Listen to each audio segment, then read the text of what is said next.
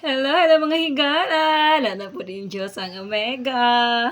So karon mga higala is magluto ang inyong Omega karon og pamahaw. So very late na jud ko nakamata. Kadugay kay ko katulog. So nakatulog ko mga almost 2 AM na. So dugay nakamata ang inyong Diyos ang Omega. So murag mahala naglate ta makamata basta pula gyapon ang ato ang lips, di ba? Ana lang jud ang labanan sa inyong Diyosang Omega. So karon mga higala is nagprepare ko og para pamahaw munggos. So karon is ang ako ang munggos is nagbukal-bukal na. So ipakita na ko sa inyo ha. Look. Una akong munggos mga higala, akong gitunuan na siya kalabasa. Daghan kay siyang isda. Na mga isda. Isda nga barilison. Unya akong gitunuan.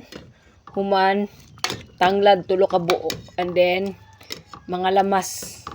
Very lami ni mga higala. And then butangan na to og daghan nga alugbati. So, mao na ang ato ang recipe karong morning. Then, magprito ta og lumpia. Ang sulod ani akong lumpia kay mashed potato. Niya akong lumpia no kay kanang kuan, luag-luag. Walay garter. And then, ang ako ang kinakusgang balanghoy. Kani akong balanghoy mga higala is ako na ning giref kay ako man ning sobrag hapon. Karon, ako ang giinit. Ako ani siyang lubukon, luyangon ko ni. Pero, di na ko magamit ato akong lusong na gamay kaayo kay kuan, very dugay siya mahuman. So, karon akong buhaton is kani. Kuan akong dukdukan. Bukbukon ako. So, anaon ako mga higala. Di rin ako siya dukdukon. Tapos, butangan ako siya buko. Kaya nagpakuha ko og buko gahapon. Butangan ako siya. So, for now, mga higala is maglunod ako sa ako ang alugbati.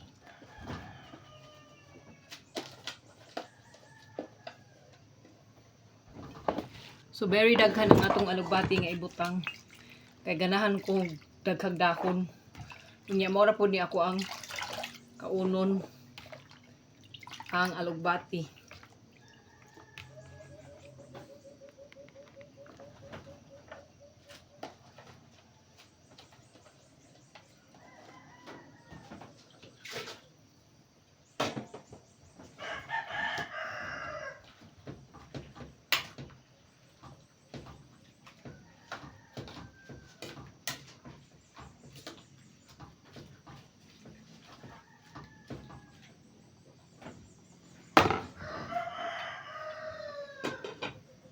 So, pagkabukal ato mga higala is ako na siyang tanggalon.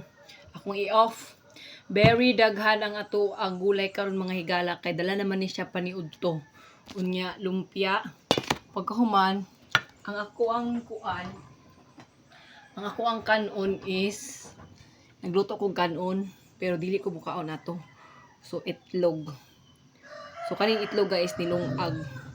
So, ato ang kaunon karon is ang alugbati og itlog o kaning mashed potato nga lumpia. So 5 pieces lang na akong nabuhat. So bye bye for now mga higala. Another day, another laban sa buhay.